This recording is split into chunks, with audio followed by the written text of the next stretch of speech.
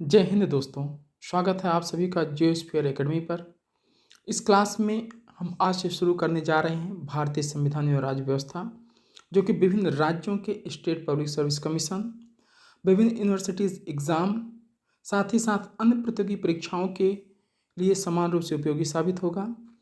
इस वीडियो के नोट्स आपको हमारे Telegram channel Geosphere Academy official पर मिलेगा, जिसका लिंक आपको डिस्क्रिप्शन में मिल जाएगा।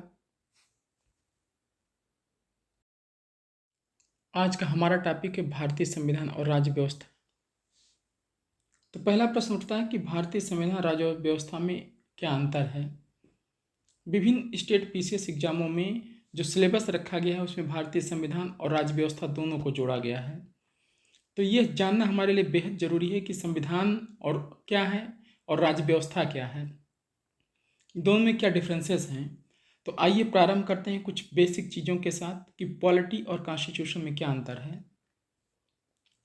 जब ये अंतर हमें स्पष्ट हो जाएगा तो हमें यह ज्ञात होगा कि संविधान के तहत हमें क्या क्या अध्ययन करना है और राज्य व्यवस्था के तहत हमें किन किन चीज़ों को पढ़ना है, तथा पूर्व वर्षों में पूछे गए प्रश्नों का अवलोकन करेंगे तो हमें ये चीज़ बिल्कुल स्पष्ट हो जाएगा कि हमें केवल संविधान ही नहीं पढ़ना बल्कि संविधान और राज्य व्यवस्था दोनों पढ़ना है। तो आइए जानें कि संविधान और राज्य व्यवस्था में क्या अंतर है। तो सबसे पहले हम देखते हैं संविधान। संविधान उन प्रावधानों का संग्रह है जिसके आधार पर किसी देश का शासन चलाया जाता है। अर्थात संविधान में कुछ प्रावधान हैं, अर्थात कुछ इसके भाग हैं, अध्याय हैं, अनुच्छेद हैं, जिसके आधार पर देश का शासन चलाया जाता है। शासन का मतलब है जिसके आधार पर सार्वजनिक जीवन का संचालन किया जाए। कानून का संबंध सार्वजनिक जीवन से होता है, निजी जीवन से नहीं।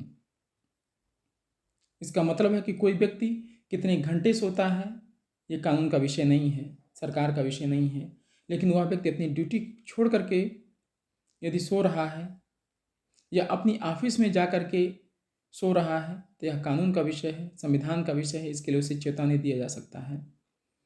जैसे कोई व्यक्ति छुट्टी के दिन अपने घर पर 10-12 घंटे सोता है तो यह कानून का विषय नहीं है, लेकिन वह चारपाई लगा करके जा करके नेशनल हाईवे पे सो जाता है तो यह संविधान का विषय है।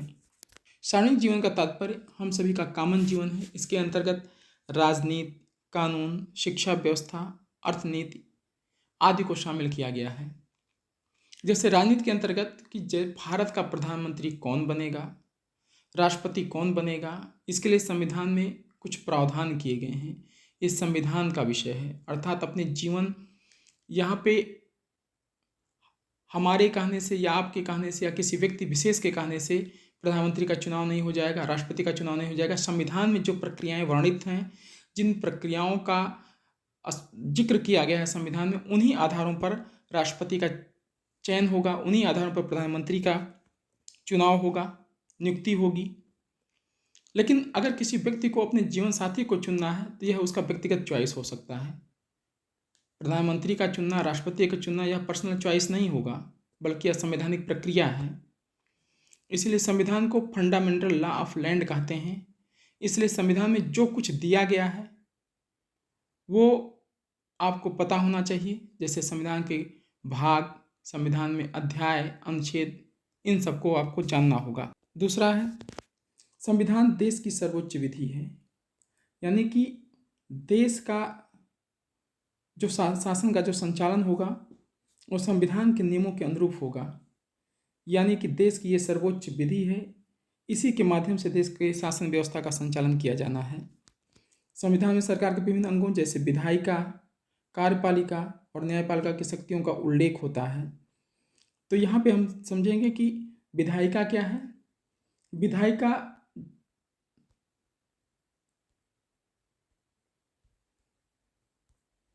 विधायिका कानून बनाने वाली संस्था है। दूसरा है कार्यपालिका, अर्थात कानून के अनुसार शासन चलाने वाली संस्था।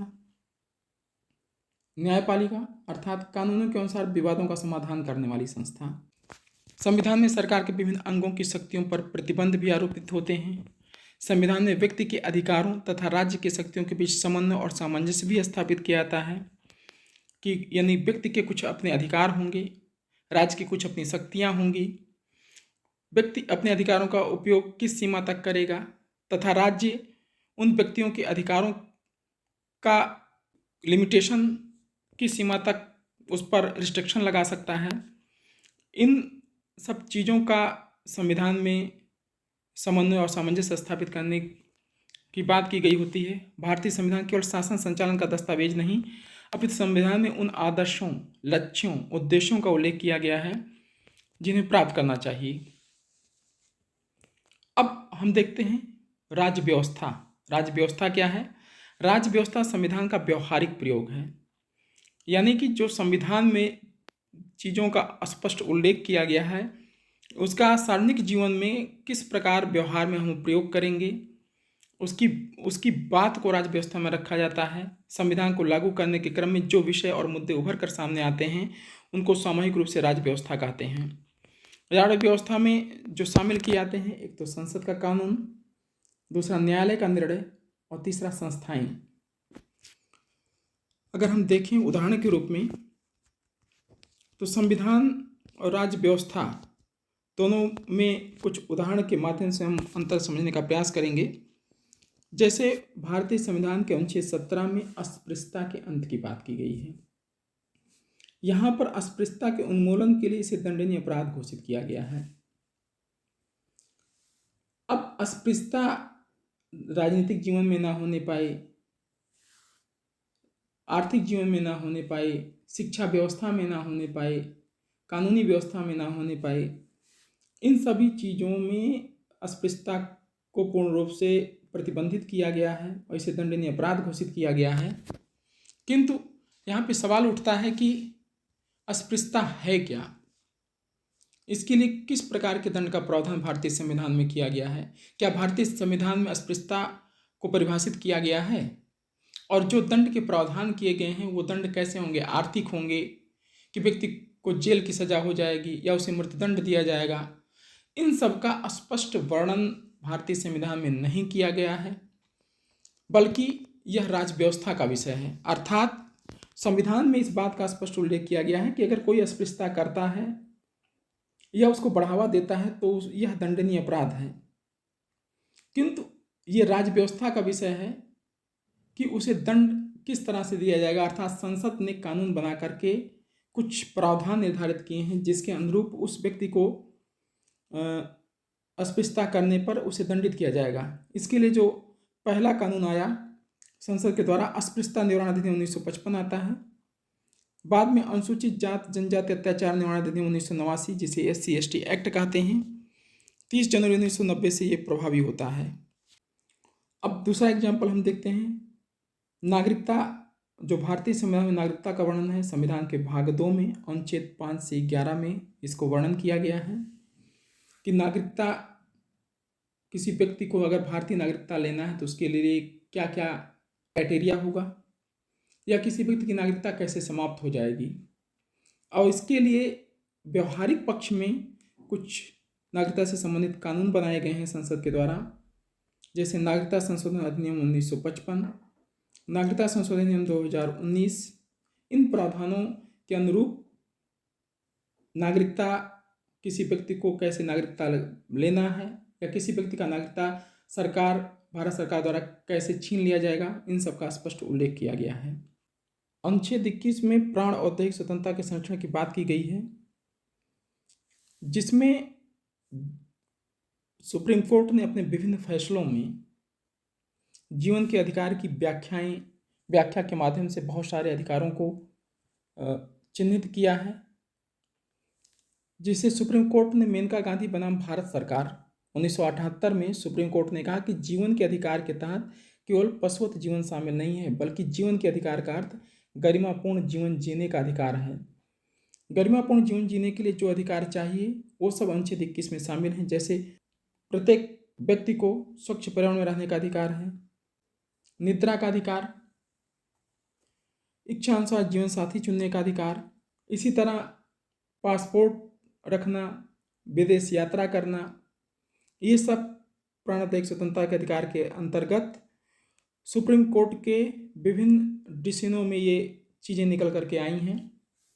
जैसे निद्रा के अधिकार का जो मामला था, बिरला मैदान घटना बनाम गृह सचिव 2011 के मामले में उभर करके आता है, जिसमें बाबा रामदेव 2011 में भ्रष्टाचार मिटाओ सत्याग्रह के साथ अपना अनशन शुरू किए थे।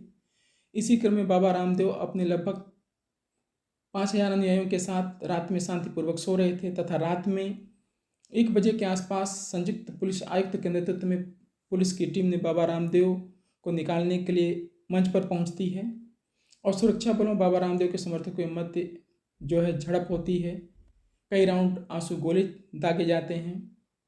इन सब घटनाओं के बाद ये मामला सुप्रीम कोर्ट में जाता है और सुप्रीम कोर्ट ने इसको संज्ञान में लेते हुए फैसला सुनाया कि अच्छी नींद स्वास्थ्य से जुड़ी हुई है और ये अनुच्छेद 21 का अविभाज्य अंग है तथा प्राणोदयिक स्वतंत्रता के अधिकार के अंतर्गत इसको सुप्रीम कोर्ट ने अपने डिसीजन में इसको शामिल किया। उसी तरह शक्ति वाहिनी बनाम भारत सरकार 2018 मामले में इच्छा अनुसार जीवन साथी चुनने के अधिकार को भी सुप्रीम कोर्ट ने अपने डिसीजन में सुनाया। अगला अनुच्छेद 19A वाक्य में व्यक्ति स्वतंत्रता की बात करता है। भारतीय संविधान में अनुच्छेद 19A में वाक्य में व्यक्ति स्वतंत्रता की बात की गई है। अनुच्छेद 19A के वाक्य में व्यक्ति स्वतंत्रता के अंतर्गत ही सुप्रीम कोर्ट ने अपने विभिन्न फैसलों में अन्य अधिकारों को शामिल किया है जैसे राष्ट्रध्वज फहराने का अधिकार, शांत रहने का अधिकार, प्रेस की स्वतंत्रता का अधिकार, प्रेस स्वतंत्रता,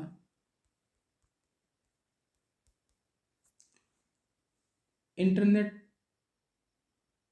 is a fundamental right Jammu Kashmir मामले में सुप्रीम कोर्ट का निर्णय रहा है। तो इस प्रकार हम देखते हैं कि जहाँ संविधान में विभिन्न अनुच्छेदों में विभिन्न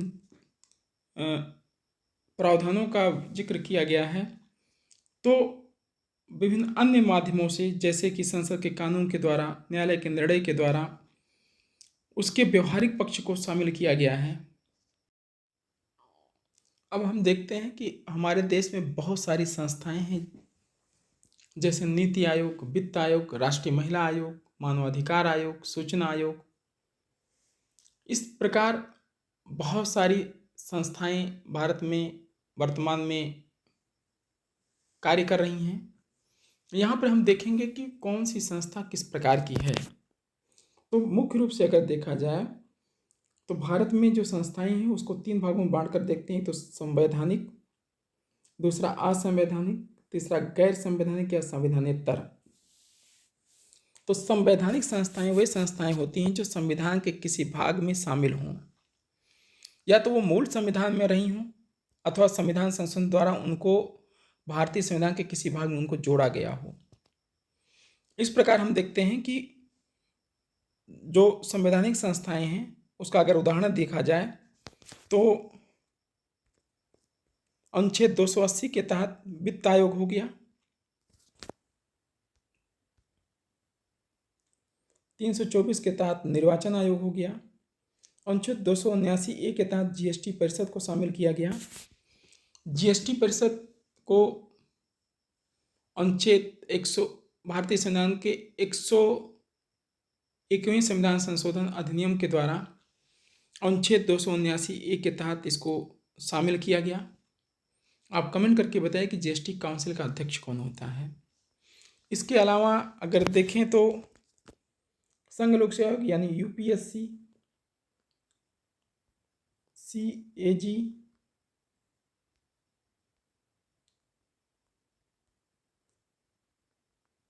कैग, ये भी जो है संवैधानिक संस्थाओं के अंतर्गत शामिल किए गए हैं। यानी कि संवैधानिक संस्थाएं उन संस्थाओं को कहते हैं जो जिनका स्पष्ट उल्लेख भारतीय सेना के किसी न किसी भाग में हो। दूसरी तरफ हम देखते हैं असंवैधानिक संस्थाएं। असंवैधानिक संस्थाएं वैसी संस्थाएं जो संविधान के आदर्शों का विरोधी हों और कानूनी तौर पर जो प्रतिबंधित हों। यानी कि असंवैधानिक संस्थाएं उन संस्थाओं को कहा जाता है जो संविधान का विरोध करती हों। भारत में असंवैधानिक संस्थाओं बनाने की अनुमति नहीं है, लेकिन व्यवहार में कई बार हम देखते हैं कि असंवैधानिक संस्थाएं कार्य करते हुए मिल जाती हैं। इनके विरुद्ध विभिन्न प्रकार की कार्रवाइयाँ भी किया जाता है सरकार के द्वारा। जैसे खालिस्तानी लिबरेशन फोर्स, नक्सलवादी संगठन, उल्फा संगठन। और उसके बाद हम देखते हैं गैर संवैधानिक या संविधानेतर संस्थाएं। गैर संवैधानिक या संविधानेतर संस्थाएं उन संस्थाओं को कहते हैं जिनका वर्णन संविधान में नहीं है, इसलिए संवैधानिक संस्थाएं हैं। वे संवैधानिक संस्थाएं नहीं हैं, वे संविधान विरोधी भी नहीं हैं, लेकिन संविधान के आदर्शों को प्राप्त करने में सहायक हैं। अर्थात वैसी संस्थाएं गैर संवैधानिक या संविधानेतर संस्थाएं होती हैं जिनका स्पष्ट उल्लेख भारतीय संविधान के किसी भाग में नहीं होता। इसको दो भागों में बांट करके देखते हैं, एक तो सांविधिक या कानूनी, दूसरा कार्यकारी। सांविधिक का मतलब होता है, सांविधिक या कानूनी का मतलब होता है संसद के कानून से निर्मित। वे संस्थाएं जो संसद के कानून से निर्मित होती हैं, ये जो है संसद के कानून से निर्मित होती हैं, वे सांविधिक या कानूनी संस्थाएं कहलाती हैं। जैसे राष्ट्रीय मानवाधिकार आयोग, राष्ट्रीय महिला आयोग, पिछड़ा वर्ग आयोग, ये यहाँ पे गलत है, पिछड़ा वर्ग आयोग अनुच्छेद 338 आर्टिकल 338 बी के तहत भारतीय संविधान में इसको शामिल कर लिया गया है। तो इस प्रकार ये अब संवैधानिक संस्था हो गई है। संवैधानिक संस्थाओं में अनुच्छेद 338 के तहत राष्ट्रीय अनुसूचित जाति आयोग को शामिल किया गया। अनुच्छेद 338 में राष्ट्रीय अनुसूचित जनजाति आयोग है और 338 बी में राष्ट्रीय पिछड़ा वर्ग आयोग है। इसको 102वें संशोधन अधिनियम द्वारा 2018 में शामिल किया गया और इसे राष्ट्रीय पिछड़ा वर्ग आयोग का नाम दिया गया। अगला है कार्यकारी। कार्यकारी संस्थाएं। कार्यकारी संस्थाएं ये संसद के कानून द्वारा निर्मित ना होकर के राष्ट्रपति के आदेश से निर्मित होती हैं। जैसे पूर्व में योजना आयोग हुआ करता था, बाद में 1 जनवरी 2015 में नीति आयोग का निर्माण हुआ, राष्ट्रीय विकास परिषद। ये संस्थाएं कार्यकारी संस्थाओं के अंतर्गत आती हैं।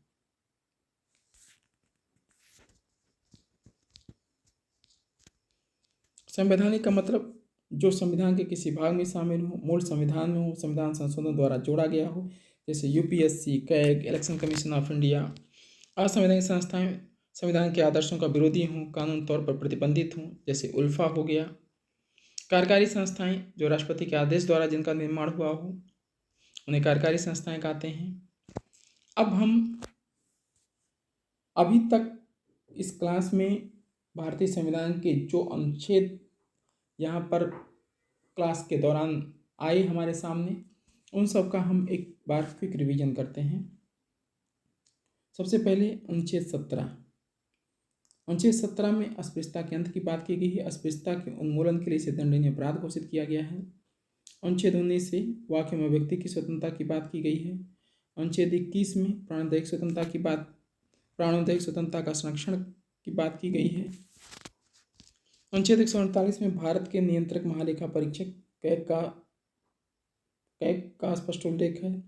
अनुच्छेद 279 में जीएसटी परिषद, इसको 101वें संविधान संशोधन अधिनियम 2016 द्वारा शामिल किया गया और इसी संविधान संशोधन के द्वारा 268 को बाहर कर दिया गया, 268 को।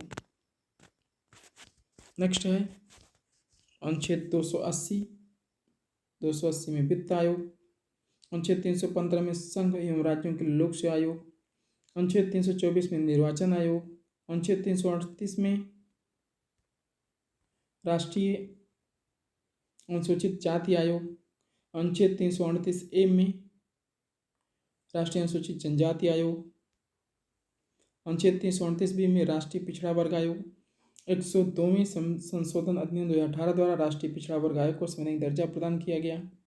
अगर आपको हमारा कॉन्सेप्ट समझ में आ रहा है और वीडियो पसंद आ रही है तो इसे लाइक करना ना भूलें, अपने दोस्तों के साथ शेयर करना ना भूलें ताकि उन्हें भी इसका फ़ायदा मिल सके।